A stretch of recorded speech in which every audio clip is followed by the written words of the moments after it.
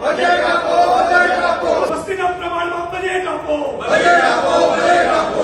આજે ગુજરાત વિધાનસભાની પ્રશ્નોત્તરી દરમિયાન ફરી એકવાર આ ભારતીય જનતા પાર્ટીની ડબલ એન્જિન સરકારનો ગુજરાતની જે બહુમતી વસ્તી છે, જે ગરીબ સામાન્ય વર્ગના લોકો છે, એસસી એસટી ઓબીસી માઇનોરિટી સમાજ, એ સફાઈ કામદારો હોય, દિવ્યાંગ હોય, પશુપાલક ગોપાલક હોય કે પછાત વર્ગના વિચરતી વિમુખ જાતિના લોકો હોય, એની સાથે જે સતત અન્યાય થઈ રહ્યો છે, એની સાથે જે સતત ભેદભાવ થઈ રહ્યો છે, એને સતત શોષણ થઈ રહ્યું છે, તેમ છતાં સરકાર એને કોઈ પણ જાતની મદદ નથી કરતી, એવો આ સમાજ વિરુદ્ધનો ભારતીય જનતા પાર્ટીનો ચહેરો પણ ખુલ્લો પડી ગયો છે. અને એસસી એસટી ઓબીસી માઇનોરિટી વિરુદ્ધની આ સરકારની ચાલ ચરિત્ર અને ચહેરો પણ આજે પ્રશ્નોત્તરીમાં સ્પષ્ટ રીતે ખુલ્લો પડી ગયો.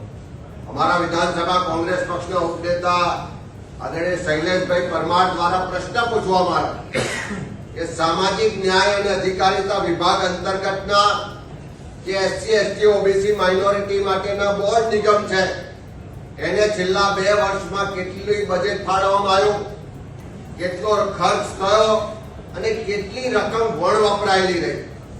એક તો વસ્તીના પ્રમાણમાં ખૂબ ઓછું બજેટ ફાળવવામાં આવે છે, એની સામે વર્ષોથી અમે લડાઈ લડીએ છીએ.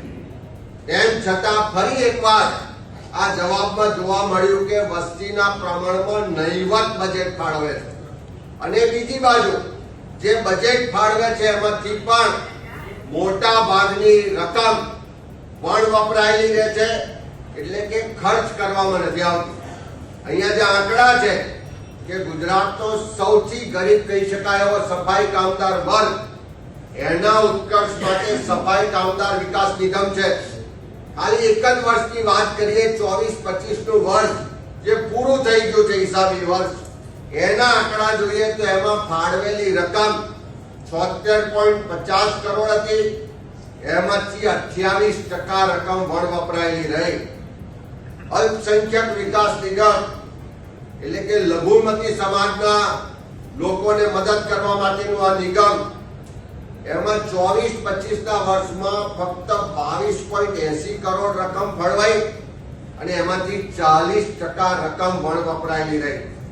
પછાત વર્ગ વિકાસ નિગમ, એમાં 41 કરોડ ફાળવવામાં આવ્યા હતા, એમાંથી 35% રકમ વણ વપરાયેલી રહી. ઠાકોર કોળી વિકાસ નિગમ, જેની ગુજરાતમાં વસ્તી ગણીએ તો 28% વસ્તી થાય, જેના અહીંયા આગળ મોટા મોટા નેતાઓ ભાજપમાં છે, એ ઠાકોર કોળી વિકાસ નિગમને પણ 24-25 માં 89 કરોડ રૂપિયા ફાળવવામાં આવ્યા અને એમાંથી 58% રકમ વણ વપરાયેલી રહી. ગોપાલક વિકાસ નિગમ, એમને પણ 23.44 કરોડ ફાળવવામાં આવ્યા અને 50% રકમ વણ વપરાયેલી રહી. અમે જ્યારે સરકારને પૂછ્યું કે આ ઓછી રકમ ફાળવવામાં આવે છે અને બીજા બિન અનામત વર્ગનો જે નિગમ છે એને અનેક ગણી વધારે રકમ ફાળવવામાં આવે છે, તો આ બજેટ ફાળવવાના ધોરણો શું છે, એની આર્થિક સ્થિતિ જોવામાં આવે છે, એની સામાજિક સ્થિતિ જોવામાં આવે છે, એની શૈક્ષણિક સ્થિતિ જોવામાં આવે છે, કયા આધારે બજેટ ફાળવવામાં આવે છે. પણ એનો જવાબ સરકારે ના આપ્યો. ફરી પૂછ્યું કે વારંવાર ઓછું બજેટ ફાળવાય છે તો એના કારણો શું છે, તો એનો જવાબ સરકાર નથી આપતી. ફરી પૂછીએ છીએ કે એક તો ઓછું બજેટ આપો છો, ભેદભાવ કરો છો, અન્યાય કરો છો, અને જે બજેટ ફળવાય છે એમાંથી પણ 50% રકમ વપરાતી નથી, તો એના કારણો શું છે? એક પણ પ્રશ્નનો જવાબ આ સરકાર વિધાનસભામાં આપતી નથી. આ સરકારનો ચહેરો ખુલ્લો પડી ગયો છે.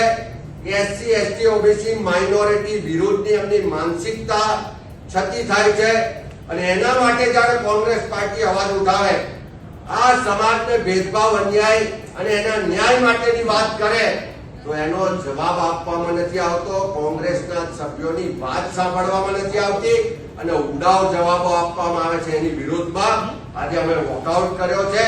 ફરી સરકારને કહીએ છે કે આ ભેદભાવને અન્યાય બંધ કરો અને ગુજરાતમાં જે લોકોના પ્રતિનિધિઓ ચૂંટાઈને અહીં આવ્યા છે એ ભારતીય જનતા પાર્ટીના બધા જ નેતાઓ, મુખ્યમંત્રીથી લઈને ધારાસભ્યો, જેના વિસ્તારમાં બહુમતી વસ્તી એસસી, એસટી, ઓબીસી માઇનોરિટી સમાજની છે.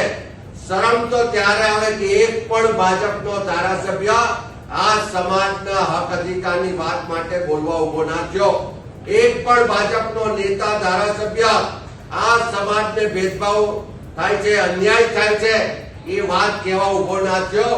એવી તો કેવી મજબૂરી છે કે તમે જવાબ પણ નથી આપતા, અને એવી તો કેવી ભાજપના ધારાસભ્યોની મજબૂરી છે કે પોતાના વિસ્તારના લોકો માટે, પોતાના સમાજ માટે પણ એક શબ્દ બોલવા તૈયાર નથી.